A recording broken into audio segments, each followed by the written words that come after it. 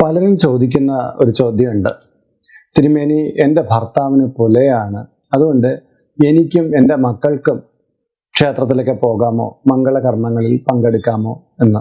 ചിലപ്പോൾ ഭർത്താക്കന്മാരായിരിക്കും ചോദിക്കുന്നത്, തിരുമേനി, എൻ്റെ ഭാര്യയുടെ അടുത്ത ബന്ധു മരിച്ചുപോയി, അതുകൊണ്ട് അവൾക്ക് പുലയുണ്ട്, അതുകൊണ്ട് എനിക്ക് ക്ഷേത്രത്തിലൊക്കെ പോകുന്നതിൽ എന്തെങ്കിലും തടസ്സമുണ്ടോ എന്നുള്ളത്. ഇത് കുറേ പേരിൽ നിന്ന് ഇങ്ങനെ ചോദിക്കുമ്പോഴാണ് ഈ പുലപാലായ്മകളെ കുറിച്ച് അധികം ഗ്രാഹ്യം നമ്മുടെ ഹൈന്ദവർക്കിടയിൽ ഇല്ല എന്നുള്ളത് മനസ്സിലാകുന്നത്. ശരിക്കും പറഞ്ഞാൽ രക്തബന്ധത്തിൽപ്പെട്ടതോ അടുത്ത ബന്ധുവായിട്ടുള്ള ഒരാളോ മരണപ്പെടുമ്പോൾ നമുക്ക് പുല വരും.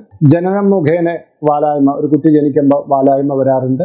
ഇത് എന്ന് പറഞ്ഞാൽ ഒരു ഭാര്യാഭർത്തൃ ബന്ധത്തിൽ അത് തുല്യമായിട്ടാണ് വരാറുള്ളത്. ഭാര്യയ്ക്കൊരു പുല, ഭർത്താവിന് വേറൊരു പുല എന്നുള്ള രീതിയില്ല. കാര്യം എന്ന് പറഞ്ഞാൽ അർദ്ധനാരീശ്വര സങ്കല്പത്തിലാണ് ഒരു വിവാഹം നടക്കുക.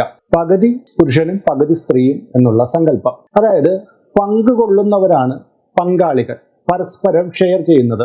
അത് സുഖം, ദുഃഖം, സമാധാനം, എല്ലാ കാര്യങ്ങളും പരസ്പരം ഷെയർ ചെയ്യപ്പെടുന്നവർ.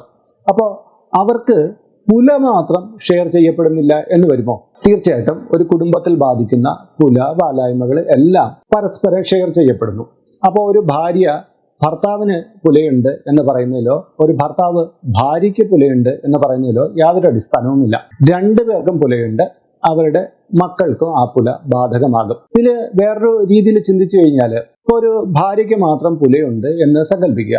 അപ്പൊ ആ വീട്ടിലെ പാചക കാര്യങ്ങളൊക്കെ മിക്കവാറും ഈ ഭാര്യയായിരിക്കും ചെയ്യുക.